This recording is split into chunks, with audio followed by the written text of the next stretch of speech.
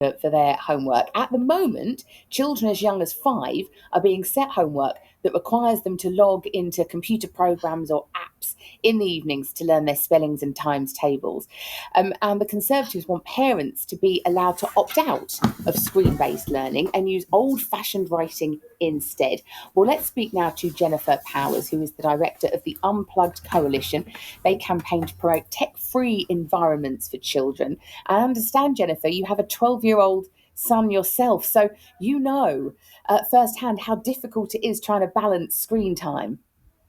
Good morning. I certainly do.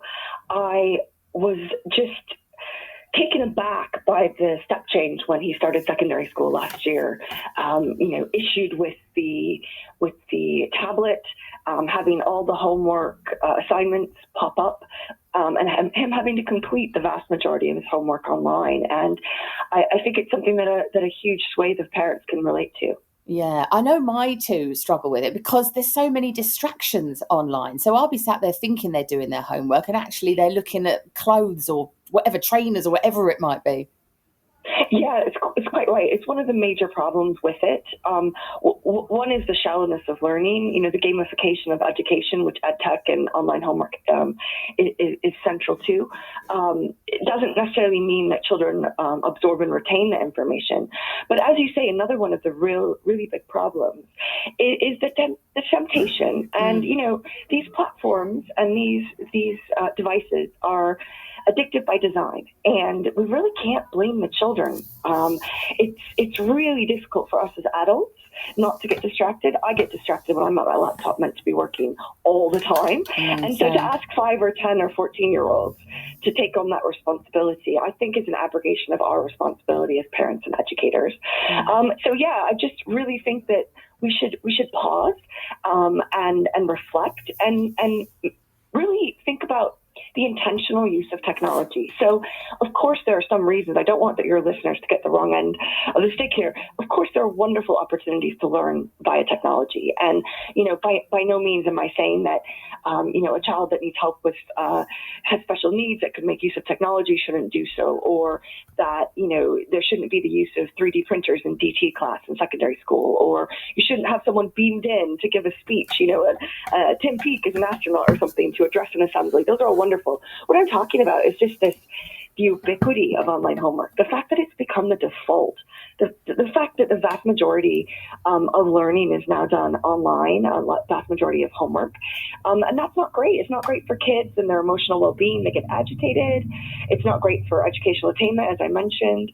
And it's not good for eyesight. And as you say, it's not good for the temptation because they end up consuming some really horrible content that they may accidentally stumble onto online. So for all those reasons and more, I'd really like schools to reflect on and maybe move away from that. And I had an amazing, when I was on the BBC earlier this week, I had an amazing feedback from parents all across Surrey and Sussex, actually.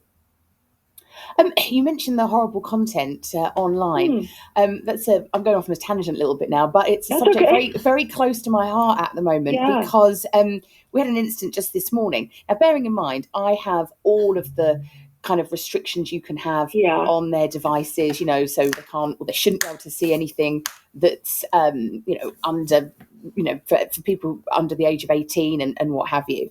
And yet I was absolutely horrified that they had both, my son and daughter had both seen online the shooting of Charlie Kirk in America. Oh gosh. Yeah. And not the video that we've seen on the news where they've edited out, understandably the most graphic aspects of it. They had seen the full uncut, unfiltered. Now, they are 13 and 15. They should not be seeing that sort of thing.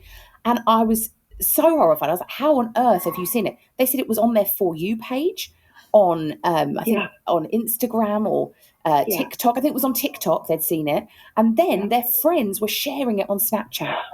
Well, this is true. And that's why, I give talks with a charity called Papaya to parents about addictive technology. And one of the things I say is that listen, no filter, no parental control can ever be foolproof. And the fact that both your children saw that video within a few hours of, the 12 hours of that happening shows how ineffective those are. And that's not because you haven't tried. It's because the tech companies push this line, which is toxic. This is what makes me angry. It's parental controls. Isn't it wonderful that you have parental controls? No, it's not wonderful, because they don't work, and because it puts the onus on us. So actually, we have to go upstream, and we have to say, what technology are we allowing our kids to have? I'm just not sure that it's safe for kids to have unsupervised internet access. No, I'm with you. I'm not sure it's safe for kids to be on TikTok. No. And so it can be hard.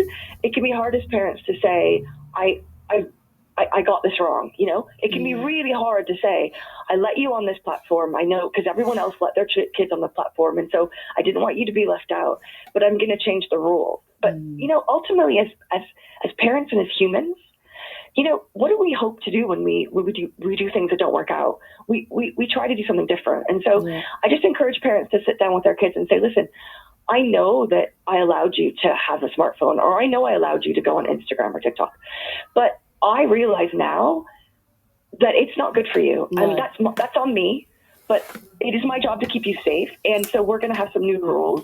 And that means X, Y, and Z. And every parent has to set those for themselves. I can't tell them what to do. But you're quite right. And these poor children who cannot unsee these things now. Well, this is the thing. But also what makes me angry is that the platforms should be taking that stuff down. They're very quick to take stuff down if, you haven't got the right copyright to use that piece of music or whatever. Yeah. And yet they're letting this stuff stay up there. And that shouldn't be And they allowed. always will. They always will, because it's their business model. 1/3 of the eyeballs on the internet are children. And so, in a way, what the tech platforms are doing is entirely rational, right? It's in their self-interest. They don't want 1/3 of those eyes to go away. So ultimately, I think as a society, and then individually as families, we have to step back and think, okay, what about these devices? How are we changing the culture around children and technology? As I said, there's some amazing resources, but I'm just not sure children should be put in a position where they're viewing that sort of graphic content, because of course it desensitizes them. Totally. It traumatizes them. And so I really think schools and families across the country need to take a second look. And it's tough, though. This really is the parenting challenge of our time. I think it'll be like smoking, I think in years to come, we'll look back at the fact that we gave our children those devices and we'll think, oh, what were we thinking? I totally agree. I completely agree with you. And I wish you luck in deciding what to do with your 13-year-old, because having them on TikTok or Snap is really dangerous. It is. It's very difficult. But as you say, it's hard because, all their friends are doing it. I almost feel like what we need is sort of like all of the parents to come together and say, like, we're all going to get rid of devices at the same time. That's kind of what we need to. Because the thing is, we know, don't we? There's evidence that it's damaging our children, right? There's a huge amount. There's more evidence, I would say, that smartphones and devices and social media is damaging our children more than, like, say, drugs and alcohol. Well, we don't let them have a packet of fags, do we? And a bottle of vodka. But we let them, agree.